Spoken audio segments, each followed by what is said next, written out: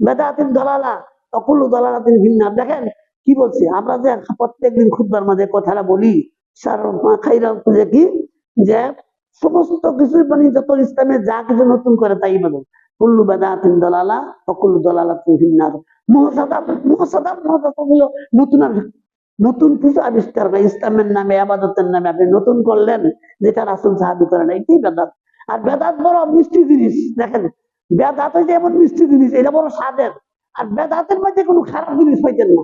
বেদাত প্রত্যেকটা সুন্দর যুক্তিসঙ্গত, বেদাত কোনো খারাপ জিনিস বেদাত হয় না, সব ভালো ভালো জিনিসই বেদাত হয়। যেমন আপনি নামাজ পড়ার পরে সম্মিলিত দোয়া করলেন, এটা তো খারাপ জিনিসটা, কত সুন্দর, চোখের পানি আসে এরকম ভাবে আল্লাহর কাছে দেখতে ভালো। এরপর আমি কি দুরুদ বলেন, কিয়াম করলেন, এগুলি দেখতে কোনো খারাপ না, এগুলো খারাপ কাজ না।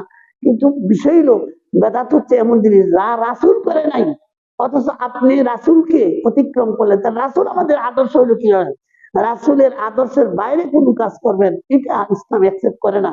অতএব রাসূলের শিখানো ইসলাম, রাসূলের শিখানো ইসলামের মধ্যেই আমাকে আপনাকে সীমিত থাকতে হবে। তার বাইরে অতিরঞ্জিত করার কোনো সুযোগ নাই, ছাড়ারও সুযোগ নাই, বাড়ারও সুযোগ নাই। ছাড়তেও পারবেন না, কি করবেন না, আবার বাড়াইতে না পারবেন না।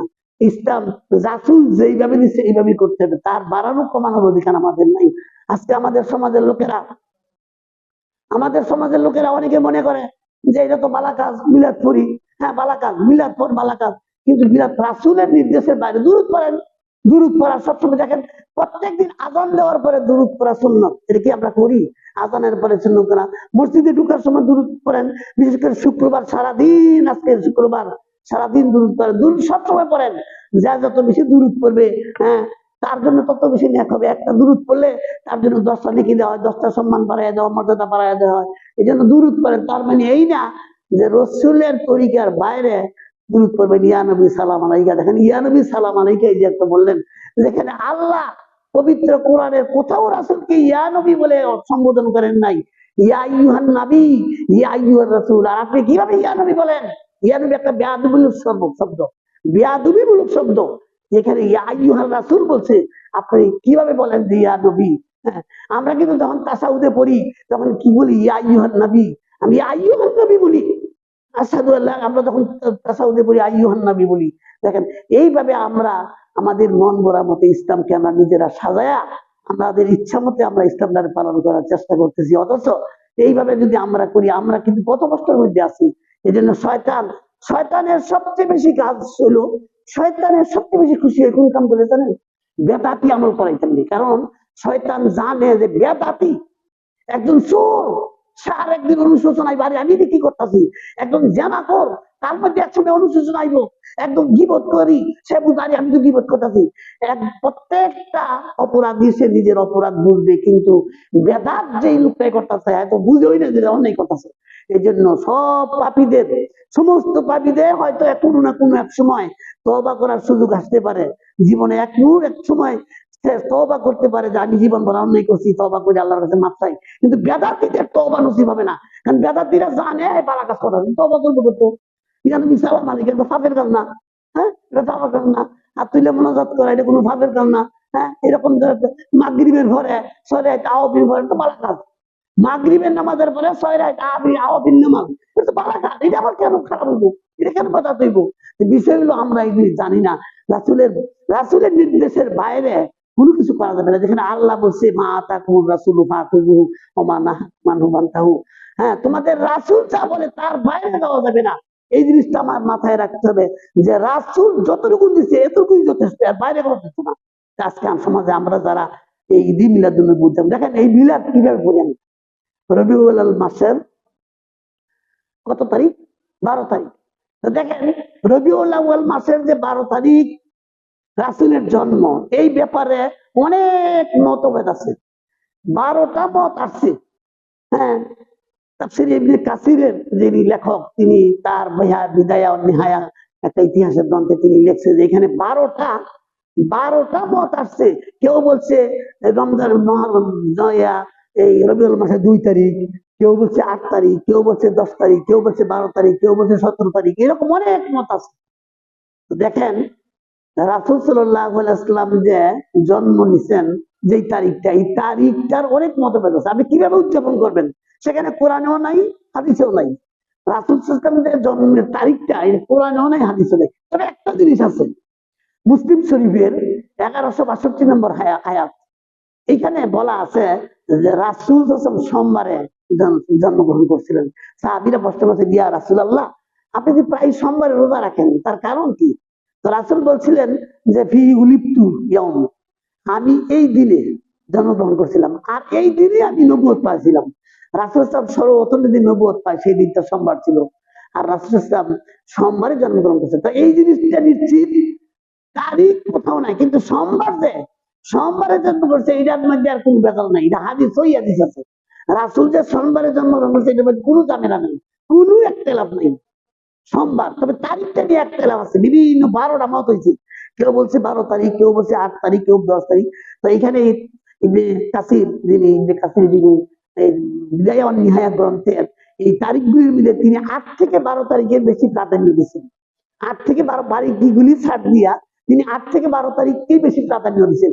তো এর মধ্যে যেহেতু মুসলিম শরীফের 1162 নম্বর হাদিসে আছে যে রাসূল নিজে বলছে আমি সোমবারে জন্মগ্রহণ করেছিলাম, তাহলে ওইখানে ঐতিহাসিকগণ, জ্যোতির্বিজ্ঞানীগণ ওইখানে দেখছে যে 8 তারিখ থেকে 12 তারিখ মধ্যে সোমবার কোন দিন হয়।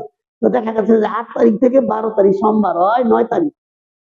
তাহলে আপনারা যারা আজকে ঈদ মিলাদুন্নবী উদযাপন করতেছেন, এটা খ্রিস্টানদের মতো হয়ে গেছে না? এই তারিখটা খ্রিস্টানদের মতো। দেখেন খ্রিস্টানরা কি করে, খ্রিস্টানরা তাদের যিশুর জন্ম তারিখ পালন করে 25শে ডিসেম্বর, বড়দিন। কিন্তু আসলে এটা কোনো ভিত্তি নাই।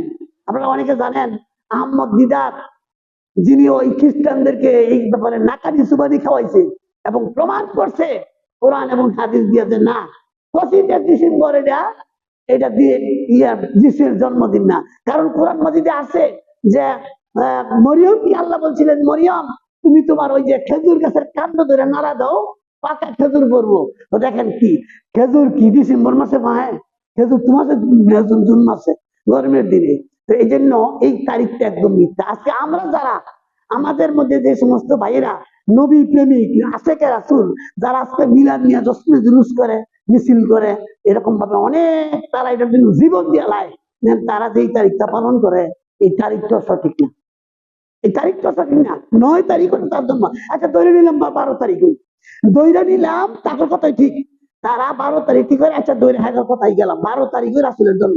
এবার আমার প্রশ্নের উত্তর দেন, 12 তারিখ যদি রাসূলের জন্ম হয়, তাইলে এই যে 12 তারিখ রবিউল আউয়াল মাসের সোমবারে মৃত্যুবরণ, এইটার মধ্যে কোনো একতলাফ নেই।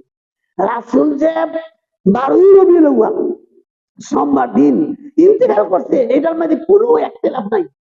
তাহলে জন্মের দিন যেহেতু মৃত্যু হয়েছে, আচ্ছা আপনার যেই দিন আপনার বাপ মারা গেছে এই দিন যদি আপনার ছেলে হয়, তা আপনি কি আনন্দ করতে পারবেন? অথবা ঈদের দিন যদি কেউ মারা যায়, এই দিন কি ঈদের আনন্দ করণ দেব? তাহলে কিভাবে তারা রাসূল সাল্লাল্লাহু আলাইহি ওয়াসাল্লামের এই মৃত্যু দিবসে 12ই রবিউল আউয়াল মৃত্যু দিবসে আমাদের কোনো একতলাফ নাই। সমস্ত আইয়ামে সমস্ত ঐতিহাসিক একমত যে রাসূল সাল্লাল্লাহু মৃত্যু দিবসটা 12ই রবিউল আউয়াল সোমবার দিন ছিল। তাহলে এই যেই তারিখে রাসূলের ইন্তেকাল করছে, আপনি কিভাবে আশেকে রাসূল হলেন? ওই তারিখে যেদিন মৃত্যুবরণ করছে এই দিন কেমনি আমি আনন্দ করে ঈদ মিলাদুন্নবী। দেখেন এটা আগে আছে মিলাদুন্নবী, আপনার পরে এটা সংস্কার করতে করতে করতে করতে মানে ঈদ মিলাদুন্নবী। দেখেন রাসূল ঈদ দিছে কয়টা? 2টা। রাসূল যখন মক্কা থেকে মদিনায় গেলেন, মদিনায় যাওয়ার পরে দেখলেন মদিনার লোকেরা বছরে 2টা দিন উদযাপন করে। বললেন যে এটা কি, যে আমরা ওই আগে থেকে এই 2টা দিনকে উদযাপন করি। তখন রাসূল বললেন যে না, তোমাদের জন্য আল্লাহর পক্ষ থেকে 2টা দিন আসছে উদযাপনের জন্য, ঈদের দিন 2টা। আমাদের জন্য আল্লাহ 2টা দিয়েছে, একটা হলো শাওয়াল মাসের 1ম তারিখ রোজার ঈদ, আর একটা হচ্ছে জিলকদ মাসের 10ম তারিখ যেটা আমরা বকরিদ। তো এই 2টা ঈদ হচ্ছে, এই 2টা ঈদ রাসূল, সাহাবী, এবং তারপরে তাবি তাবে তাবি, এরকম ভাবে 400 500 600 বছরের ভিতরে এরকম ভাবে পুরো পরিবর্তন হয়, ঈদ 2টা হয়েছিল। তারপরে কিভাবে দুর্ভাগ্যবশত ঈদ যে 3টা হয়ে গেল, এখন বেলা খালি 3টা না, এরা কয় যে ঈদের মধ্যে শ্রেষ্ঠ ঈদ ওই 2টা চেয়েও দামি ঈদ। আমি বলি যদি এটা বেশি ঈদে মিলাদুন্নবী যদি আসছে দামি হয়, তো আপনারা ঈদের নামাজ পড়েন না কেন? আমরা তো ঈদের দিনে, আমরা রমজানের ঈদের দিনে নামাজ পড়ি, ঈদের নামাজ, আবার কুরবানি ঈদের দিনে নামাজ পড়ি, তারা নামাজ পড়ে না কেন? ঈদের দিনে শ্রেষ্ঠ ঈদ, দেখেন এই সমস্ত ভ্রান্ত আকিদা, ভ্রান্ত কথা, মিথ্যা কথা মানুষ যে ওই করবো, মিথ্যা কথার কোন দলিল, সঠিক দলিল পাওয়া যাবে না। এই জন্য তারা আজকে এই ঈদে মিলাদুন নবী এইভাবে উদযাপন, দেখেন এর ইতিহাসটা কিভাবে শুরু হয়েছিল আপনারা অনেকে জানেন না। এটার ইতিহাসটা আসলে এই ঈদে মিলাদুন নবীর প্রকৃত ইতিহাসটা এইভাবে আসছে। প্রথম প্রথম এটা কিভাবে সূচনাটা হয়েছিল আপনারা জানেন যে শিয়াদের একজন শাসক ছিল, শিয়াদের একজন শাসক ছিল উবাইদি, হ্যাঁ রাফিজি বংশের, উবাইদি রাফিজি বংশের একজন শাসক ছিল। ওই যে তার নাম ছিল মওজুদুল্লাহ। তিনি ছিলেন ওই যে আব্বাসী খেলাফতের একজন প্রধান, একজন খলিফা ছিলেন, বাদশাহ ছিলেন। তিনি 352 হিজরিতে সর্বপ্রথম দুইটা মিলাদ চালু করে। প্রথমে দুইটা মানে অনুষ্ঠান চালু করে। একটা হইলো 10ই মুহররম, এই মওজুদুল্লাহ 352 হিজরিতে দুইটা অনুষ্ঠান চালু করে। একটা হইলো এই যে 10ই মুহররম, এই দিনকে শোকের দিন ঘোষণা দেয়, যেটা আমরা ওই যে কারবালার দিন, হুসাইনের শাহাদতের দিনকে এই 352 হিজরিতে মওজুদুল্লাহ এই সিয়ারা দেয়, মারছে তারা, ওই মারছে সিয়ারা, ওই আবার কান্দেও হারা, ওই আমরা কি তার কান্দি না, আমরা তাজিয়া করি না, তারাই কান্দে, তারাই বুক চাপড়ায়, তারাই রক্ত বার করে, আবার তারাও এই দিনকে ঘোষের সুখের দিন নিছে রাষ্ট্রীয় ভাবে। মওজুদুল্লাহ 352 হিজরিতে প্রথম এটার স্বীকৃতি দেয়, এই যে এই আশুরা মানে মুহররমের দিনকে তারা সুখের দিন ঘোষণা করে। আর একটা দিন ঘোষণা করে যেটাকে গদামে খুম বলে, গদামে খুম, 18ই জিলহজ। এই 18ই জিলহজ হলো হযরত ওসমান গনিকে তারা হত্যা করছিল। এই দিনটারে তারা আনন্দের দিন ঘোষণা দেয়। দেখেন কত বড় এশিয়ারা ওসমান গনিকে যে কিভাবে হত্যা করছে। আমি আরো কয়েকদিন আগে বিষয়টা আলোচনা করেছিলাম, আপনারা অনেকে জানেন। ওসমান গনিকে তারা কি চক্রান্ত করে নির্মম ভাবে তাকে আটকায় রাখিয়া এইভাবে তারা জিলহজ মাসের 18 তারিখ যেদিন হত্যা করে, ওই দিনটারে 352 হিজরিতে ওই মওজুদুল্লাহ সে ঘোষণা দিল দুইটা দিন। একটা হলো কারবালা আশুরার দিন হলো সুখের দিন, আর ওই 18ই জিলহজ হলো ঘুমে মানে আনন্দের দিন হিসেবে ঘোষণা দিল। তারপরে যখন এই 352 হিজরিতে, দেখেন এখানে 352 হিজরিতে এই শিয়াদের একটা গ্রুপ, যারা দেখেন শিয়াদের একটা গ্রুপ ওবাইদি বংশের, এরা করলো কি, এরা দক্ষিণ উত্তর আফ্রিকা, অর্থাৎ মিশর তারা গিয়ে জয় করলো। তারা মিশর যখন জয় করলো কত 52 সালে, 358 সালে তারা এখানে দেয়া করলো। এবং তারা দাবি করলো যে আমরা হইলাম ফাতেমি, আমরা ফাতেমি বংশ। তো ফাতেমি আমরা যদি দেখেন এটা কি একটা চক্রান্ত করছে, আসলে এরা মুসলিম হই না, শিয়া। তারা কইতাছে নিজের ফাতেমি কইছে। ফাতেমি কেন কইছে নাকি, আমরা যদি কেউ হোসেনের কথা শুনি, তাহলে আমরা যখন দুর্বল হয়ে যাই, ইমাম হোসেনের কথা বললে যে রাসূলের নাতি, এখানে অনেকে দুর্বল হয়ে যায়। তারা কি চক্রান্তটা করছে এই শিয়ারা, তারা নিজেরে বলছে যে আমরা হইছি গিয়া এই ফাতেমি বংশের লোক, এই বইলা এই মুসলিমদের প্রতারিত হইরা তারাই ক্ষমতা নিল।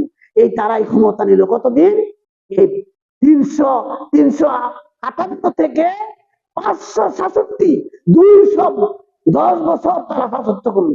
এই যে ফাতেমি, যেটা বলা হয় ফাতেমি, শিয়া ফাতেমিরা, ফাতেমি নাম দিয়া ফাতেমার বংশ, অথচ তারা মুসলিমই ছিল না, তারা মুসলিম ছিল না, মুসলিমদেরকে তারা প্রতারিত করছে। এইভাবে তারা ইরাক, তারা মিশর জয় করলো, মিশর দখল করলো। এইখানে তারা যখন এখানে ইয়ে করলো, এইখান থেকে তারা কি করলো, 7টা মিলাদ চালু করলো। এই ফাতেমিরা, এই ফাতেমি বংশ রাজত্বের লোকেরা তারা 7টা মিলাদ চালু করলো। একটা মিলাদ হলো মিলাদে রাসূল, 2 নম্বর হলো মিলাদে আলী, 3 নম্বর হলো মিলাদে হাসান, মিলাদে ফাতেমা, মিলাদে হোসাইন, আর 6 নম্বর হলো এই দেশের বাদশা, যখন যে দেশের বাদশা থাকবে তার একটা মিলাদ, 7 নম্বর হলো ঈসার জন্মদিন। এই 7টা মিলাদ তারা ওই ফাতেমি শিয়া ফাতেমি ক্ষমতায় যারা গেল এই মিশরে তারা এটা চালু করলো। এইভাবে কিছুদিন যাওয়ার পরে এটা আবার বন্ধ হয়ে গেল, তারা তাদের মধ্যে এই জিনিসটা আবার বন্ধ হয়ে গেল। আবার পুনরায় চালু হইলো কিভাবে, শোনেন এটা ইতিহাসটা শোনেন। এটা এক পর্যায়ে তাদের এটা কিছুদিন পর চলার পরে এক পর্যায়ে বন্ধ হয়ে গেছে। তারপরে যখন আপনারা জানেন যে এই বিখ্যাত একজন গাজী, কাল এই যে কোসেট বিজেতা সালাউদ্দিন আইয়ুবী, হ্যাঁ, এই সালাউদ্দিন আইয়ুবী তিনি যখন এই মিশর দখল করলেন, হ্যাঁ কত 567 খ্রিস্টাব্দে যখন তিনি ক্ষমতা নিলেন, তখন তিনি এইখানে ক্রুশের যুদ্ধের বিজয়ে ফিরা তিনি যখন সালাউদ্দিন আইয়ুবী যখন মিশর দখল করলেন, তখন তার বোনের জামাই, এই সালাউদ্দিন আইয়ুবীর বোনের জামাই, তার নাম হইল মুজাফফরউদ্দিন কুকুবুরি, আবু সাইদ মুজাফফরউদ্দিন কুকুবুরি, তাকে ইরাকের এরবল শহরের গভর্নর বানায় দিল। তার বোনের জামাইকে সালাউদ্দিন আইয়ুবীর বোনের জামাই ছিল কে, ওই যে সালাউদ্দিন আইয়ুবীর বোনের জামাই ছিল যে মুজাফফরউদ্দিন কুকুবুরি, আবু সাইদ মুজাফফর। তার জন্ম হইল 549 খ্রিস্টাব্দ হিজরিতে, তার মৃত্যু হইল 630 হিজরিতে। আর এইখানে তিনি যখন ক্ষমতায় গেছে তখন এরা আবার নতুন করে চালু করলো, আবার নতুন করে, এবং বিশেষ করে ইতিহাসে পাওয়া যায় 604 হিজরিতে, 604 হিজরিতে এই ইরাকের এরবল শহরের গভর্নর আবু সাইদ মুজাফফরউদ্দিন কুকুবুরি 604 হিজরিতে প্রথম শুরু করলো মিলাদ, রাসূলের মিলাদ শুরু করে দিল। এবং হ্যাঁ, কি উদ্দেশ্য, তাদের যুক্তিটা কি শোনেন, কেন করলো, কোন যুক্তিতে তারা শুরু করলো? যখন সালাউদ্দিন আইয়ুবী যুদ্ধ করছিল ক্রুসেডদের সাথে, ওই খ্রিস্টান ক্রুসেডদের সাথে যুদ্ধ করলো, এই খ্রিস্টানরা 25শে ডিসেম্বর হলে তারা যুদ্ধ বন্ধ করে দিত। কেন? তাদের তাদের গড, তাদের কেউ কেউ তাদের রব বলে, তাদের খোদা ঈসা আলাইহিস সালামের জন্মদিন, এই জন্য এই খ্রিস্টানরা 25শে ডিসেম্বর যুদ্ধ করে না, যুদ্ধ করা বন্ধ করে দেয়। ওইখান থেকে এই মুজাফফরউদ্দিন কুকুবুরি চিন্তা করলো, খ্রিস্টানরা যদি তাদের ধর্মে একটা দিন পালন করতে পারে, তা আমগর নবী কিছে, আমগর নবীরও একটা দিন আমরা করি। এইখান থেকে সে এই আবু সাইদ মুজাফফরউদ্দিন কুকুবুরি এইখান থেকে প্রথম শুরু করলো হিজরি 604 সালে, এখন শুরু করলো প্রাথমিক ভাবে। তারপরে তারে সাথ দিল কারা? সেই যুগের আলেম, সেই যুগের ওলামা, সেই যুগের একজন আলেম ছিল যার নাম ছিল আবুল খাত্তাব, হ্যাঁ ওমর বিন দেহিয়া। সে চিন্তা করলো, আমি যদি এখন একটু বাচ্চার একটু, যেহেতু বাচ্চার ইচ্ছাটা যদি পূর্ণ করি, আমি তার পক্ষে যদি একটু যুক্তি, তার পক্ষে যদি একটু কি এরকম মাসালা, বা তার পক্ষে যদি কোরআন হাদিস দিতে পারি, তিনি আরো সাহস পাইব, আমার একটু উপহার দিব। তিনি একটা বই লিখলেন, 600 পৃষ্ঠার একটা বই লিখলেন। এই বইটা মিলাদের পক্ষে, এই বইটা এই মুজাফফরউদ্দিন কুকুবুরিকে দিলেন। আর তিনি এত খুশি হয়েছে, হ্যাঁ তার ইচ্ছাটা পূর্ণ হয়েছে। তিনি দেখলেন যে এখানে 1200 জাল জয়ীফ হাদিস ছিল, এই 1200 জাল জয়ীফ হাদিস দিয়া এই মিলাদকে তখন ওই হ্যাঁ আবুল খাত্তাব উমর বিন দেহিয়া এটারে জায়েজ করলো। আর কুকুবুরি খুব খুশি হইলো, যেহেতু এখন দলিল হয়ে গেছে, এতদিন নিজের ইচ্ছায় নিজের রাষ্ট্রীয় ক্ষমতায় বসি, মানে আলেম যখন এর পক্ষে দূর পাইছে, তার সাপোর্ট দিছে, এই জন্য খুশি হইয়া রাজভান্ডার থেকে সেই যুগের 1000 স্বর্ণ মুদ্রা ওই আবুল খাত্তাব উমর বিন দেহিয়ারে পুরস্কার দিল। এই দেখা দিই আর অন্য অন্য আলেমরা ধরতে বলে, আরে আমরা বই ঋষি কিনে রে, তারাও অনেক আলেমরা এই ওমর বিন দেহিয়ার মতন ওই বাচ্চার পক্ষে আরো অনেকে এরকম বই কিতাব লেখলো, আর অনেকেই তাদের স্বার্থ সিদ্ধি করলো। আর কিছু ছিল আলেম যারা এটারে অপছন্দ করতো, যারা বলতো যারা ইসলাম এটা নাই, হ্যাঁ তারা কি করলো, তারা তো আর সেখানে কষ্ট হয় বলতে পারলো না, তারা শুধু মনে মনে ঘৃণাই করলো, হ্যাঁ এবং ঘৃণা করলো, চুপ করে থাকলো, বদদোয়া দিয়া বই রইলো। এতে কিন্তু বেদাত কিন্তু চলতেই আছে, আজও চলছে। ওই 604 থেকে আজকে 1446 সাল এখনো চলতেই আছে। এর আবিষ্কারটা ছিল মুজাফফরউদ্দিন কুকুবুরি, আবু সাইদ মুজাফফরউদ্দিন কুকুবুরি। কুকুবুরি আপনারা অর্থ জানেন কিনা? কুকুবুরি এটা হলো একটা ওই তুর্কি ভাষা। কুকুবুরি শব্দের অর্থ হলো নীল নেকড়ে বাঘ, নীল নেকড়ে। কুকুবুরির অর্থ হলো নীল নেকড়ে, তার এটা উপাধি ছিল। এই আবু সাইদ মুজাফফরউদ্দিন কুকুবুরি, হ্যাঁ সে প্রত্যেক বছর কিভাবে উদযাপন করতো, এই মিলাদ রাষ্ট্রীয়ভাবে উদযাপন করতো। কোনো বছর দেখা গেছে মহরম দিয়ে শুরু করে দিত, কোনো বছর সফর মাস আসলে শুরু করে দিত। এবং দেশের যত গায়ক, যত কবি, যত সাহিত্যিক, হ্যাঁ এই সমস্ত যত সামা গান গাইতে পারে, সামার গান সঙ্গীতের যারা সঙ্গীত শিল্পী এরা, এবং বিশেষ করে ওয়াইজিন এবং কবি সাহিত্যিক, তাদেরকে দাওয়াত করা হইতো। এবং তারা ওই বিষয়ে কবিতা, ওই বিষয়ে বক্তৃতা দিয়ে তারা বাচ্চার কাছ থেকে পুরস্কার নিত। এবং এটা এইভাবে উদযাপন করতো। দেখেন ইতিহাসে আছে যে 300 পিতলের খাঞ্জা মিষ্টি বানানোর জন্য 300 পিতলের খাঞ্জা ব্যবহার করতো। 300 বিশাল বড় বড় পিতলের খাঞ্জা এরকম দিয়ে তারা কি করতো, এই মিষ্টি বানাইতো এই 12 রবিউল আউয়ালের আগে। আর এই মিষ্টি এবং সাথে কি করতো, 1000 মুরগি মুরগ ভুনা করতো, আর 500, 1000 না 10,000 মুরগ, আর 500 দুম্বা আস্তা রুস্ট করতো, এবং 1,00,000 প্লেট রাখতো। এখানে 30,000 মিষ্টান্নের প্যাকেট থাকতো। এইভাবে হালুয়া মিষ্টি বানায়া, হ্যাঁ, বিশেষ করে এইগুলি আবার এই তাদের তালিকা ছিল প্রত্যেক গভর্নর, প্রাদেশিক গভর্নরকে এবং যারা রাষ্ট্রীয়ভাবে ছিল, যারা যে সমস্ত কর্মকর্তা ছিল, এই সমস্ত লোকদেরকে প্রত্যেককে আবার এগুলি ডিস্ট্রিবিউশন করতো এইভাবে তালিকাভুক্ত করে। এইভাবে সেই মুজাফফরউদ্দিন কুকুবুরি রাষ্ট্রীয়ভাবে এটা চালু করলো। দেখেন এটা চলতেই ছিল এইভাবে চলতেছে।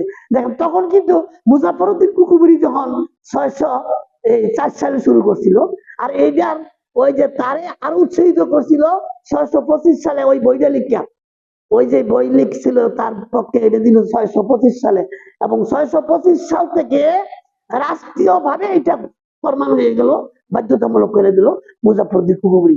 এখান থেকে শুরু ছিল মিলাদ, এবং পরবর্তী 100 বছর পরে, এতদিন ছিল মিলাদ, এরপরে 100 বছর পরে হিজরি 7ম শতকের মাঝামাঝি, হিজরি 7ম শতকের মাঝামাঝি ওইখানে ওই কিয়াম প্রথাটা চালু হলো। কিয়ামটা এটা শুরু হইলো। দেখছেন এই কিয়ামটা যিনি আবিষ্কার করছিলেন তার নাম তকিউদ্দিন সুবুতি।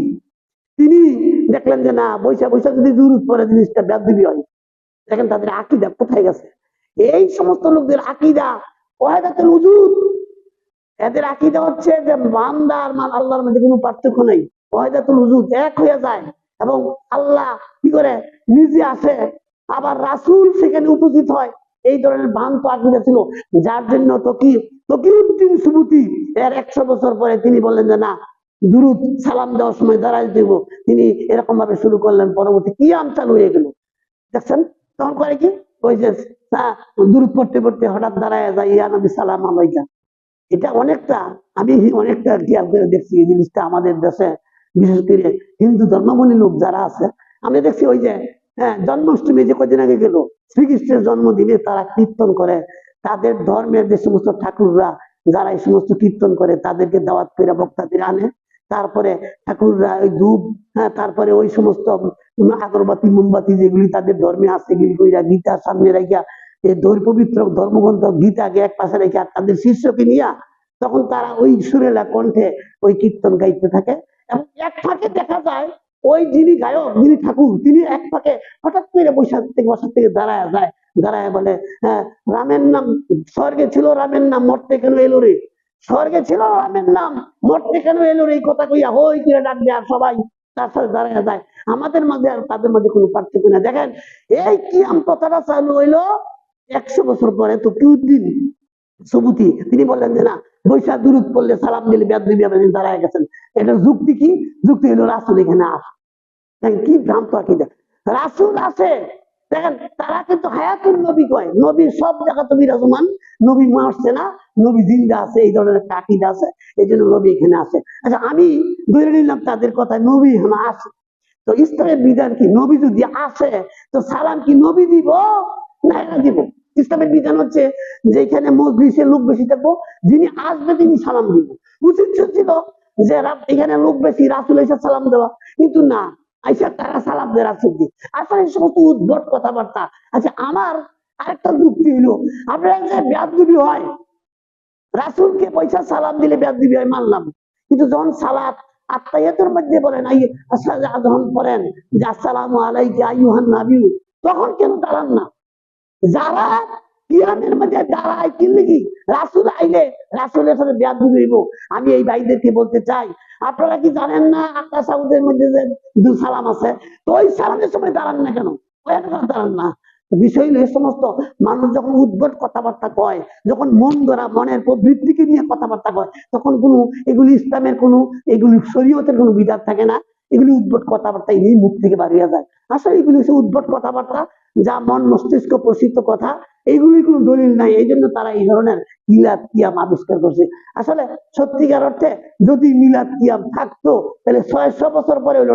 এবার আসেন চার ইমাম কি কয়, চার ইমাম কি কয়, ইমাম আবু হানিফা কি তিনি মিলাদ ক্যাম্প করছে কিনা, ইমাম শাফি মিলাদ ক্যাম্প করছে কিনা, ইমাম আহমদ ইবনে হাম্বল করছে কিনা, ইমাম মালিক করছে কিনা। দেখেন তারা তো 250 বছরের ভিতরে শেষ। ইমাম আবু হানিফার জন্ম হইল 80 হিজরিতে, তিনি মৃত্যুবরণ করছে 150, অর্থাৎ দ্বিতীয় শতকের মাঝামাঝি। তারপরে অর্থাৎ 250 বছরের পরে আর কোন ইমাম নেই, সব ইমামরা 4 ইমাম মারা গেছে। তো এটা শুরু হয়েছে 600 বছর পরে। এখন আপনি নিজের প্রশ্ন করেন, এই 600 বছরের ভিতরে কোন ইমাম কি মিলাদ পড়ছে কিনা, কিয়াম করছে কিনা? যদি ইমামরা মিলাদ করে না থাকে, হানাফি আবু হানিফা না করে থাকে, শাফি না করে থাকে, তাইলে এরা কিভাবে করে? এরা কিভাবে পাইলো 600 বছর পরে? কেউ একটা বইলা দিল আর ওইটা শুরু করে দিল, চালু করে দিল। দেখেন এইভাবে আসছে। অথচ ওলামায়ে কেরামরা কি বলে? আজকে হানাফিদের বড় বড় আলেমদের দেখেন, আপনি হানাফি আলেমদের মধ্যে দেখেন, হানাফি আলেমদের মধ্যে এই যে হ্যাঁ, তারপরে ও রশিদ আহমেদ গঙ্গুহি, যিনি ছিলেন অনেক বড় আলেম, যারা ওই যে আমাদের দেশের বাইরা, যারা ওই যে পীরপন্থী বাইরা, বিশেষ করে চর্মনায়, তাদের সিলসিলায় 60 পুরুষ আগে হইল রশিদ আহমেদ গঙ্গুহি। এইভাবে তারপরে আশরাফ আলী থানভী, উনি একজন হানাফি আলেম ছিলেন। উনি কি বলছেন? উনি উনি কিন্তু মিলাদের বিপক্ষে কথা বলছেন। তারপরে মুজাদ্দেদ আল ফাসানি, রহমতুল্লাহ আলাই, তিনি ওই সমস্ত এই বিদআত মিলাদকে বেদাত বলছেন। তারপরে মাহমুদুল হাসান দেওবন্দি, তিনি বলছেন বেদাত।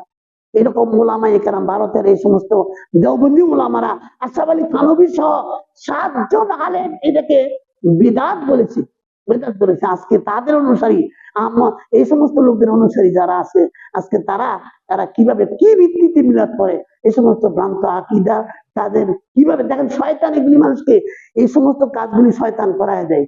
শয়তান এই সমস্ত বেদাতি আমলগুলি চালু করে শয়তান, তাদের উপর শয়তান ভর করে, আর এইভাবে দেখায় দেয় যে এগুলি সবের কাজ, এগুলি করতে থাকো। অথচ ইসলামে নাই, কোরআনে নাই, হাদিসে নাই, কোনো করে নাই। যদি থাকতো সাহাবীরা করতো না। হ্যাঁ, আমাদের সে রাসূলের সাহাবীরা রাসূলকে বেশি ভালোবাসতেন। আপনারা শুনে অবাক, হযরত ওমর রাদিয়াল্লাহু তাআলা রাসূলের সংবাদ শুনে পাগলের মতো হয়ে গেছিল। উমর যখন রাসূল মারা গেছে, তিনি পাগল হয়ে গেছে, হাতে তরবারি নিয়ে বলছে, যেই মুনাফিকটা বলবে রাসূল ইন্তিকাল করছে, তারই হত্যা করুন। তিনি মানতে পারছিলেন না, এমন রাসূলের মৃত্যুর কথা ছিল, তিনি উম্মাদ হয়ে গেছিলেন না। তারপরে যখন আবু বকর রাদিয়াল্লাহু তাআলা কোরআনের আয়াত শোনেন, ইন্নাকা মাইয়িতুন ওয়া ইন্নাহুম মাইয়িতুন, তারপরে তিনি শান্ত হলেন। অথচ তারা কত রাসূলের আশিক ছিলেন, রাসূলের প্রেমিক ছিলেন, কিন্তু তারা তো কেউ ইয়া নবী সালাম আলাইকা, ইয়া রাসূল সালাম আলাইকা এইভাবে মিলাদ করে নাই। আজকে আমরা কিভাবে বলি? এই সমস্ত উদ্ভট, এগুলি হচ্ছে শয়তানের আমল, এই কাজগুলি হচ্ছে শয়তানের আমল।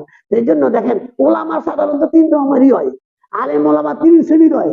এক শ্রেণীর আলেম হইল, তারা সবসময় জীবনভর শিরিক বেদাতকে তারা আশ্রয় দিছে, জীবনভর আগের থেকে। ওই এক শ্রেণীর আলেমরা সবসময় শিরিক বেদাতের পক্ষে থাকে। আরেক শ্রেণীর আলেমরা শিরিক বেদাত পক্ষে থাকে না, তবে প্রতিবাদ ডরে করে না, পক্ষেও থাকে না, ডরে প্রতিবাদ করে না। আরেক শ্রেণীর আলেম আছে, জীবন দিয়ে হইল হকের কথা বলে। হ্যাঁ, তারা শিরিক বিদাতের বিপক্ষে কথা বলে, জীবন যায় যাক। এই 3 শ্রেণীর আলেমরাই পৃথিবীতে। দেখেন আজকে আমাদের মাঝে এই বেদাত গুলি চালু হয়েছে, এইভাবে আমাদের সমাজের রঞ্জনে। আমরা তো সওয়াবের নিয়তই করি, আমরা তারা বিদাত করি, মিষ্টি খাই, এরকম ভাবে, এটা তো সওয়াবের নিয়তই কথা ছিল। অথচ এটার মধ্যে কোনো সওয়াব নাই, বরং এটা ইসলামের জন্য এটা বিদাত। আর বিদাতের পরিণাম কি আপনারা জানেন? কিয়ামতের মাঠে রাসূল সাল্লাল্লাহু আলাইহি ওয়াসাল্লাম হাউজে কাউসার পান করাবে, সহিহ হাদিস, হাউজে কাউসার পান করাবে। কোন নবীর হাউজে কাউসার নাই। 1,24,000 পয়গম্বর বলেন, কোন নবী কিন্তু হাউজে কাউসার নাই। বিশ্ব নবীকে আল্লাহ স্পেশাল একটা জিনিস দিয়েছিল, এটার নাম হলো হাউজে কাউসার। কিয়ামতের মাঠে উম্মতকে কাউসারের পানি পান করাইবো, গ্লাস হাজার হাজার। হাদিস শরীফে আছে, আকাশের তারকা পরিমাণের গ্লাস থাকবে। এমন না যে আমি গিয়ে গ্লাস পাইতাম না। আর রাসূল তার উম্মতকে দেখে দেখিয়া এই পানি পান করাইতে থাকবে। রাসূল উম্মত কিভাবে দেখবো?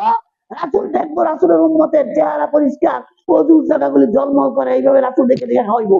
একদল লোক যখন যাবে, দেখতেছে রাসূল, দেখতেছে রাসূলের উম্মত এইবার জলমল করে, মুখ জলমল করে, এইবার একটা পর্দা পড়ে যাবে। রাসূল বলবে, ওসাই হাবি, ওসাই হাবি, ফেরেশতারা তোমরা পর্দা বাড়াইছো কে? এটা তো আমার উম্মত, এটা আমি চিন্তাছি, আর আমার উম্মত, এদেরকে পানি খাওয়াবো। তখন ফেরেশতারা বলবে, রাসূল আপনি জানেন না, আপনার মৃত্যুর পরে ইসলামকে তারা 12টা বাজাইছে।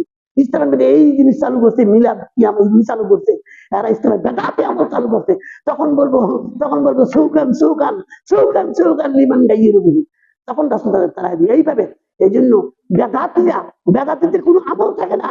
বেদাতি আপনি মনে করেন, আপনি একবার সুবহানাল্লাহ বললে আকাশ পর্যন্ত এত বড় ফাঁকা বড় সওয়াব হবে, একবার সুবহানাল্লাহ বললে জান্নাতে একটা ফলের গাছ হবে, কিন্তু বেদাতের কোনো আমল থাকবে না, হাবা মানজুরা, বেদাতিদের কোনো আমল থাকবে না, কিয়ামতের মাঠে তারা শূন্য হয়ে উঠবে, এত আমল করলো কই কিছুই থাকবে না।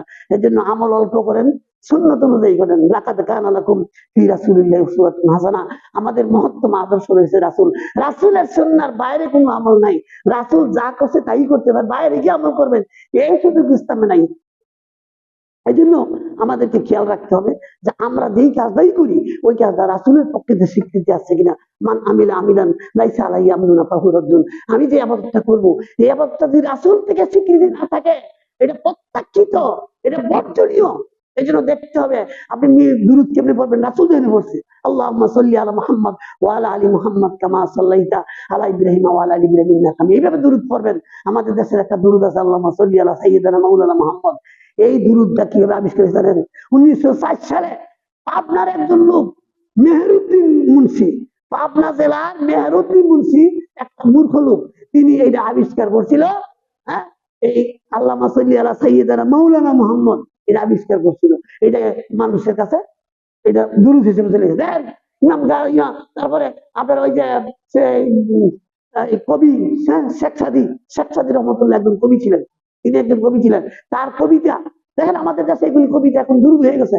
বালাগাল উলা বি কামালিহি কাসাবাদ দুজা বি জামালিহি, বড় বড় আলেমরা, বিখ্যাত বিখ্যাত আলেমরা এই যে ওয়াজের তেজি বইসা বলতেছে বালাগাল উলা বি কামালিহি কাসাবাদ দুজা বি জামালিহি, আসলে অত সেটা মানে শিরকি কথা, শিরকি কথা। বালাগাল উলা অর্থ কি? রাসূলের নিজের যোগ্যতায় রাসূল উচ্চ মাকামে পৌঁছে গেছে। আসল কি রাসূল নিজের যোগ্যতা পড়ছে না আল্লাহ বলাইছে? এই কথাটা ডাইরেক্ট শিরকি কথা। এই সমস্ত কথাবার্তা এটা কিন্তু দুরূদ না, ওনার কবিতা। আজকে যারা এদের দুরূদ হিসেবে পড়ে এরা জানে না যেটা কত এটার মধ্যে শিরকি কথা আছে। আজকে আমরা যাচাই না কইলে, আবু হানিফা কি বলছে?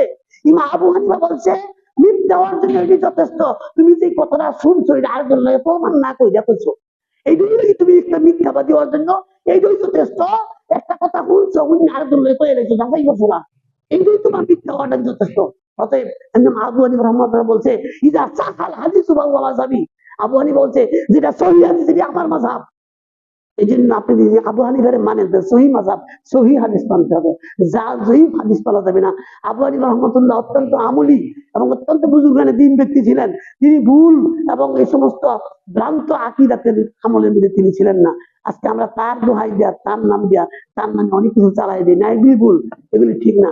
আবু হানিফা রাহমাতুল্লাহ তিনি একজন বড় মাপের একজন, এবং তার একটা কিতাব আছে ফিকহুল আকবার, আকীদা সম্পর্কে দেখবেন কত সুন্দর আকীদা তার। এই জন্য আজকে আমরা মনে করি আবু হানিফা বুঝে না, আবু হানিফা বুঝ ধরে নাই, আমরা আবু হানিফার নামে চালাইতেছি। আবু হানিফার নাম দিয়া আমরা এক শ্রেণীর স্বার্থ বেশি ইসলাম বিদ্বেষী যারা ইসলামকে ধ্বংস করার জন্য চাই, তারা আবু হানিফার এখানে নায়েব বানায় আবু হানিফাকে নাম দিয়ে চালাইতেছি। আবু হানিফা রহমতুল্লাহ তিনি কিন্তু অনেক বড় বুজুর্গানে দিন ছিলেন। তিনি আপনার ছিলেন অবাক হইবেন, সেই যুগে আব্বাসী খেলাফতের সময় এবং উমাইয়ারা চেষ্টা করছিল বিচারপতি বানাইবার লাগি আবু হানিফারে, বলছে যে না আমি বিচারপতি হবো না। শেষ পর্যন্ত যখন আব্বাসীরা খেলাফতে আইলো ভীষণ ভাবে তাকে ফোর্স করলো অবশ্যই তোমাকে বিচারপতি হতে হবে, শেষ পর্যন্ত তিনি রাজি হইলেন না। শেষ পর্যন্ত আবু হানিফাকে কি করলেন? অ্যারেস্ট করলেন, অ্যারেস্ট করে 8 বছর জেল খেলাইছে এই আব্বাসী খলিফায়। কি লিগে অপরাধ, কি লিগে বিচারপতি হয় না? এরপরে এমনও বর্ণনা আসছে আবু হানিফার মাকে সামনে আইনা তার মায়ের সামনে মারতো, তুমি ইয়া হবে না বিচারপতি না, বলো যে না আমি বিচারপতি হবো, মিথ্যা সাক্ষী দিবে, আর মিথ্যা সাক্ষীর উপর রায় দিব, কিয়ামতে আমাকে জব দিতে হবে। আমি তো মিথ্যা সাক্ষী দিব মিথ্যা, আর আমি রায় দিয়ে নেবো, কিন্তু এটা আমি পারবো না, আমি বিচারপতি হওয়ার যোগ্যতা নাই। তিনি হলেন না। শেষ পর্যন্ত 8 বছরে আব্বাসী খেলাফতের লোকেরা, আব্বাসী খলিফায় 8 বছর শাস্তি দিয়া শেষ পর্যন্ত বিষ খাওয়াইয়া আবু হানিফা বিষ খাওয়াইয়া হত্যা করছে জেলের মধ্যে। তারপরেও তিনি কি করছেন না, নীতিতে অটল ছিলেন। আর আজকে এই আবু হানিফা সম্পর্কে মিথ্যা বলে মানুষ, মিথ্যা বলে মানুষ, মিথ্যা রাসূল সম্পর্কে মিথ্যা বলে। মান কাযাবা আলাইয়া, রাসূল কি বলছেন? রাসূল বলছে মান কাযাবা আলাইয়া মুতাআম্মিদান ফালাতাবাউ মাকাদাহু মিনান নার। বুখারী শরীফের 3461 নম্বর হাদিস। কেউ যদি কোনো কিছু কথা বলে, মিথ্যা বলে, আমার নামে যদি কেউ মিথ্যা বলে, সেজন্য তার স্থানকে জাহান্নামে করে নেয়। আজকে যে আপনি রাসূলের নামে এরকম দুরূদ বানাইছেন, এরকম বানাইছেন রাসূলের নামে, কিন্তু এইগুলি যদি রাসূল কইরা না থাকে, তাহলে আপনি রাসূলকে কি দিলেন? মিথ্যা তহমত দিলেন। আর রাসূলের উপরে কেউ যদি মিথ্যা তহমত দেয়, তার স্থান হচ্ছে জাহান্নাম। অতএব আপনি যেন আপনার স্থানটাকে জাহান্নামে করে নিলেন। আজকে আমাদের দেশে এই মিলাদ কিয়াম নিয়া আমরা এতটা বেশি, অথচ এরা নামাজ পড়ে না, এমন জুলুস করে। ওই দিন গত বছর একটা ছবি দেখছিলাম, একবার ওই যে মিছিল কইরা চাইলে গিয়ে বইয়া পরে সিগারেট খাইতেছে, আর দুজন বার কইরা। আমার মনে হয় জীবনে নামাজ পড়ে না, অথচ রাসূলের প্রেমের মোহরা করতে গেছে। এমন অনেক লোক আছে, আশেকে রাসূল নামাজও পড়ে না, গাঞ্জা খায়, এরকম অনেক আছে। রাসূলের একটা সুন্নত যদি এতবার না করে, রাসূল খুশি হইব? রাসূল খুশি হবে তখনই যদি আপনি রাসূলের আদর্শগুলি পালন করেন। আপনি যদি নামাজি হন, আপনি যদি মুত্তাকি হন, আপনি যদি পরহেজগার হন, আপনার বাড়িতে যদি পর্দা করেন, আপনি ফ্যামিলি পর্দায় রাখেন, আপনি সতর্ক চলেন, আপনি সুদ বর্জন করেন, আপনি যদি অন্যায় করেন, তাইলে রাসূল খুশি হইব। আপনি প্রেমের মোহরা দিলেন, ওইখানে গিয়ে জসমিন জুলুস করার লাগি নামাজ পড়লেন না, এইটা আল্লাহ রাসূল খুশি হবে না। রাসূলকে খুশি করতে রাসূলের সুন্নাত অনুসরণ করতে হবে। আজকে আমরা এক শ্রেণীর লোক মনে করি আশেকে রাসূল, একদিন বছরে একদিন ইয়া নবী সালাম আলাইহি কইয়া আমরা তো করি সারা জীবন। রাসূলের জন্য দুরূদ পড়ব সারা জীবন, এটা একটা নির্দিষ্ট 3 তারিখ কইরা, এটা ইসলামে যায় না। ইসলামে কোন জন্মবার্ষিকী, মৃত্যুবার্ষিকী নির্ধারণ এগুলো নাই। দেখেন, আপনার একটা জিনিস শুনলে অবাক হইবেন, আল্লাহ কিন্তু রাসূলকে জানাইছিল এই যে রমজান মাসের যে লাইলাতুল কদর, এই কদরের রাত্রটা রাসূলকে বলে দিছিল। দেখেন, এখানে ফিতনা হয়ে যাবে, এই জন্য আল্লাহ রাসূলকে ভুলাই দিলেন। রাসূল বললেন আমার নির্দিষ্ট তারিখটা কইছিল আল্লাহ, এটা পরে আর মনে রাখতেছি না। কেন? যদি নির্দিষ্ট তারিখ থাকতো, ওই তারিখে মানুষ ইবাদত করতো। এই জন্য আমরা কি করি, 21, 21, 23, 25, 27, 29 এই 5 রাত ইবাদত করি। ইসলামে নির্দিষ্ট কইরা দেওয়া ইবাদত নাই, কোথাও নেই। কোন একটা দিনকে কেন্দ্র করিয়া, কোন একটা তারিখকে কেন্দ্র করে, এটা অন্য ধর্মে আছে। খ্রিস্টানরা এইগুলি করে। এই খ্রিস্টানেরও এক একটা অনুষ্ঠান করে, হিন্দুরা 12 মাসে 13 পূজা করে। ইসলামে এরকম নির্দিষ্ট কোন দিন দিয়ে একদিন ইবাদত করবেন, এরকমের সুযোগ নাই, এরকমের সুযোগ নেই। এটা ইসলাম না। ইসলাম হচ্ছে সবসময় আপনি আল্লাহর বান্দা, আপনার আল্লাহর বান্দা সবসময় করতে হবে। এই জন্য বছরে একদিন ইয়া নবী সালাম আলাইকা কইয়া রাসূলের আশিক হইতে পারবেন না। আপনাকে সবসময় দুরূদ পড়তে হবে, সবসময় রাসূলের উপর দুরূদ পড়তে হবে। এই জন্য আমরা এই সমস্ত ভ্রান্ত আকীদাগুলি ছেড়ে দেই, যেখানে রাসূল বলেছেন। আমরা যারা আগে পড়তাম, এখন থেকে আমরা এগুলি পড়তে পারি। সামনে আইতাছে 13 তারিখ সরকারি ছুটি। দেখেন, আমাদের দেশের সরকারি ছুটি এই দিনে, অথচ অহেতুক একটা সরকারি ছুটি কোনো দরকার না। এই যে 16 তারিখ সোমবার ছুটি আছে সরকারি, অথচ 2000 সালে আমাদের দেশে একটা পরিসংখ্যান ছিল, একদিন যদি কর বিরতি থাকে 4,500 কোটি টাকা লস। এটা 2000 সালে, আরো 24 বছর আগের কথা। এখন আমার মনে হয় যদি একদিন সরকারি অবমাননা থাকে, অন্তত 10,000 কোটি টাকা লস। এই জন্য এই যে যদি বুঝতাম 10,000 টাকা কোটি লস হইতো, যদি বুঝতাম যে ইসলামের এটা বিধান আছে, কোরআন সোয়াব আছে, যদি সোয়াব থাকতো সরকারের কইতাম যে আরেকদিন বাড়ায় 2 দিন ইবাদত করি, কিন্তু নাই। আপনি অর্থনৈতিক ক্ষতি করলেন, আবার এখানে বেদাত জিনিসটা চালু করলেন। এই জন্য বেদাতকে চালু করা, যে ব্যক্তি বেদাতি, তো হাদিসে আছে বেদাতির সালামও দেওয়া যায় না। যারা প্রকাশ্যে বেদাত করে, শিরিক করে, এদেরকে সালাম দেওয়াও নিষেধ। তারা এত নিকৃষ্ট সমাজের। এই জন্য আমরা এই সমস্ত বেদাতি আমলগুলি বর্জন করি। যতটুকু রাসূল দিছে এতটুকুই করি, আর বাইরে যেন না যাই। ওই যে রাসূলের কাছে 3 জন সাহাবী আইছিল, আমাদের আয়েশার কাছে বললো, ইয়া রাসূলুল্লাহ, রাসূলুল্লাহ এমন কেমন? রাসূল ছিলেন না, বললো যে তোমরা কি কোরআন পড়ো নাই? যে হ্যাঁ পড়ছি, এটাই রাসূলের আমল। তার মধ্যে একজন কইলো, আরে রাসূল তো নবী, রাসূলের তো আগের গুনাহ মাফ, পরের গুনাহ মাফ, আমরা কি এত বড় নিষ্পাপ? আমরা রাসূলের সমান ইবাদত করে চলতো না? একজন কইলো, আমি সারা রাত তাহাজ্জুদ পড়ি। দ্বিতীয় ব্যক্তি বললো, আমি সারা বছর রোজা থাকবো। 3 নম্বর ব্যক্তি কইলো, আমি বিয়ে করবো না, সারা জীবন ইবাদত করবো। এই কথা কইয়া গেছে গা। তারপরে আম্মা জান আয়েশা সিদ্দিকা রাসূলের কাছে বললো যে 3 জন ব্যক্তি আইছিল, আপনার আমল জানার লাগি, কেমনে কেমনে কি করেন। পরে আপনি তো ছিলেন না, পরে এই কথা কইয়া গেছে। তো রাসূল বলছে এই 3 জনই কত বস্তু, যেই 3 জনে কইছে একজনে সারা রাত তাহাজ্জুদ। রাসূল কি সারা রাত তাহাজ্জুদ পড়ছে? পড়ে নাই। রাসূল তাহাজ্জুদ পড়ছে, আবার বিবিদের সময়ও দিছে। ঘুমাইছো সব সারাই পড়ছে না, তাতে আপনি সারাই তাহাজ্জুদ পড়তে পারবেন না। আপনার হক, আপনার দেহের হক আছে, ঘুমের হক আছে। যারা বলে ইমাম আবু হানিফা 40 বছরে আসার ওযু দিয়া ফজর পড়ছে, মিথ্যা কথা কয়, মিথ্যা কথা, সত্য কথা না। তারপরে আরো কি কয় জানেননি, 55 বার হজ করছি। এই 55, আবু হানিফা বাঁচছে কয় বছর? 8 বছর তো জেল হয়েছিল, তো 55 বার হজ করলো কই? কিন্তু মিথ্যা কথা। আবার কয় 61 বার রমজানে 61 খতম দিছে। আচ্ছা বলি একদিনে 2 খতম কোরআন দিয়ে থাকবো? আপনি কোন এমন উদ্ভট কথা, একদিনে কোরআন 2 খতম পড়তাবো? রমজানে বলে 61 খতম দিছে, কেমনে? আরে 3 দিনের নিচে বৈধই নাই, 3 দিনের নিচে খতম দেওয়া বৈধতা নাই। রাসূল বলছে কমপক্ষে 3 দিনে খতম দিবা। তো আবু হানিফা কেমনে রমজান মাসে 61 খতম দিল? এগুলি মিথ্যা। তার মানে আসলে লোকের এমন হচ্ছে এগুলি কইলে আবু হানিফা সম্মান হইব না, মিথ্যা তহমত দিয়ে আবু হানিফাকে কুলুষিত করলো, তাকে দুর্নাম দিয়া বলা দিল। এই জন্য আমরা আবু হানিফাকে অত্যন্ত শ্রদ্ধা করি। তিনি একজন বড় মাপের একজন জ্ঞা ছিলেন এবং মুস্তাহিদ ছিলেন। তার গবেষণা লব্ধ আমল আজকে আমরা উপকৃত, তাকে আমরা শ্রদ্ধা করে স্মরণ করি। যারা আবু হানিফার সম্বন্ধে মিথ্যা বলে, যারা মিথ্যা তহমত দেয়, তাদের প্রতি আমাদের লানত। হ্যাঁ, আমরা তাকে অত্যন্ত শ্রদ্ধার সাথে স্মরণ করি। হ্যাঁ, বিষয় হলো এই সমস্ত ভ্রান্তি আকিদা যেন আমরা বর্জন করি, যেটা সহিহ সুন্নাহ। আপনি বেশি আমল দরকার নাই, আপনি কম করেন, এত বেশি লাগে, আমল বেশি লাগে না। দেখেন আমল আর কাম, হ্যাঁ, আমল হইলো দলিল ছাড়া কথা করি। আপনি একটা আমল করবেন দলিল নেবেন, আর খাওয়া দলিল না খায় না পাইয়া বন্ধ করতে। আপনি সব খান, যখন দলিল পাইবেন বন্ধ। কিন্তু আমল হইলো আগে আমল করতেন না, আপনি কি করবেন, দলিল পাইয়া আমল করবেন। যে আমলটা করবেন দলিল নেবো আগে, আর খাইবেন সব বন্ধ করবেন কোন সময় দলিল পাইছেন তখন বন্ধ করবেন।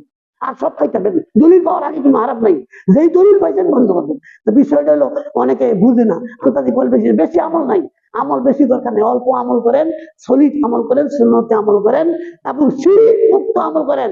যে ব্যক্তি শিরক মুক্ত আমল করবে তার মৃত্যুর পরে জান্নাত। আপনারা শুনবেন বুখারী শরীফে একজন পতিত মহিলা, সে ব্যবসা মহিলা জান্নাতে যাবে, তার মধ্যে শিরিক ছিল না, আল্লাহরে কতটা বিশ্বাস করে, পাপ ছিল, সে পাপের জন্য শাস্তি হবে, কিন্তু শিরিক না থাকায় সে জান্নাতে যাবে। এই জন্য শিরিক মুক্ত আমল করেন, বেদাত মুক্ত আমল করেন, অল্প করেন, বেশি করেন না, বেশি করলে ক্ষতি, বেশি আমলের দরকার নেই, অল্প আমল করেন সুন্নাহ ভিত্তিক।